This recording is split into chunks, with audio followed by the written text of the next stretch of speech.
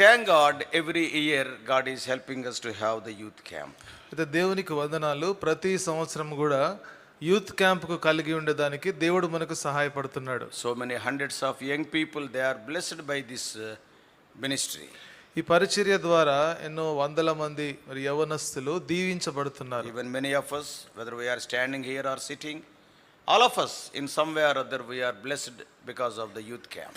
మరి యూత్ క్యాంప్ను బట్టి అనేక మంది మనము నిల్చున్న మరి కూర్చున్న అనేక రీతిలుగా యూత్ క్యాంప్ ద్వారా ఆశీర్వదించబడుతున్నాం. So already it is announced and in the prayer meetings also it is being prayed for from May 26th onwards up to the end of the May 31st. కాబట్టి మే 26వ తారీఖు నుంచి మే 31వ తారీఖు వరకు కూడా యూత్ క్యాంప్ జరుగుతుందని చెప్పి ప్రార్థనా కూడికలో ప్రార్థన చేస్తున్నారు. అనౌన్స్మెంట్ కూడా చేశారు. So as usual, many thousands of young people, they are going to come to Hebron.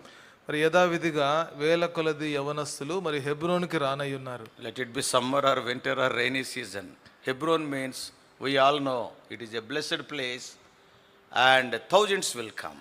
మరి అది వేసవి కాలమైన చలికాలమైన వర్షాకాలమైన హెబ్రోన్ అనగానే వేల కొలది యవనస్తులు వస్తారు. See, one time few years ago, maybe some 12-13 years ago, we wanted to change the timings because summer means it is too hot.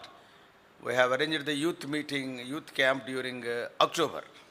మరి కొన్ని సంవత్సరాల క్రితము మరి వేసవి కాలంలో ఎండ ఎక్కువ ఉంటుందని చెప్పి మరి అక్టోబర్ మాసంలో మరి యూత్ క్యాంప్ ఏర్పాటు చేశాం. And during October it was heavily raining at that time. మరి అక్టోబర్ మాసంలో ఎంతో విపరీతమైన వర్షం కురిసింది ఆ We have సమయంలో. seen with our own eyes our brothers and sisters with their Bibles open.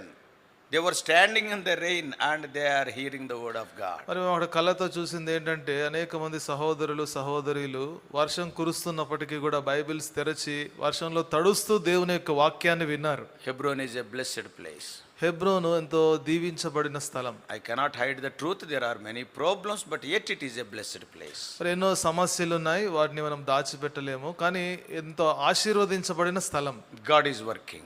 దేవుడు పని చేస్తున్నాడు. So this year also, every one of us, we have to work as unto the Lord day and night, because the youth camp is very fast approaching. Not even 22-23 days are there. మరి ఇంకా 22-23 దినాలు కూడా లేవు, త్వరగా youth camp రాబోతుంది. కాబట్టి దివారాత్రులు కూడా మనమందరము ప్రభు కోసం పని చేస్తున్నాం అన్నట్లుగా మనం పని చేయాలి. The works or the responsibilities will be allotted in a week or so, but in spite of those things, whether you are given or not, thing is work in the house of God as unto the Lord.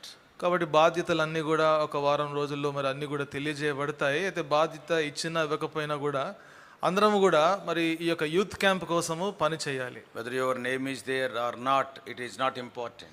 కాబట్టి నీ పేరుందా లేదా అనేది అంత ప్రాముఖ్యం కాదు. I have seen during the past so many years. మరి అనేక సంవత్సరాలుగా నేను చూశాను. Many people, they will say, "Anna, put my name." After putting the name, he will not be seen. Name will be seen. మరి అనేక మంది ఏమంటారంటే అన్న నా పేరు పెట్టండి అంటారు. పేరు పెట్టిన తర్వాత పేరుంటుంది కానీ వారు కనబడరు. So they want their name, not to work for the Lord. కాబట్టి వారి పేరు కావాలని కోరుతారు కానీ ప్రభు కోసము పని చేయాలని కోరరు. Yeah, some of the people, whether the names are there or not, they will be working for the Lord. We all have to work together for the success of that camp. ఇక్కడ అనేక మంది పేర్లున్న లేకపోయినా youth camp కోసం పనిచేస్తుంటారు. కాబట్టి youth camp బాగా జరగాలని విజయవంతంగా మనమందరం కూడా కలిసి పని చేయాలి. Yeah, within a week all the responsibilities also will be given. కాబట్టి ఒక వారంలో బాధ్యతలన్నీ కూడా అవన్నీ కూడా చెప్పబడతాయి. And you can form your own teams.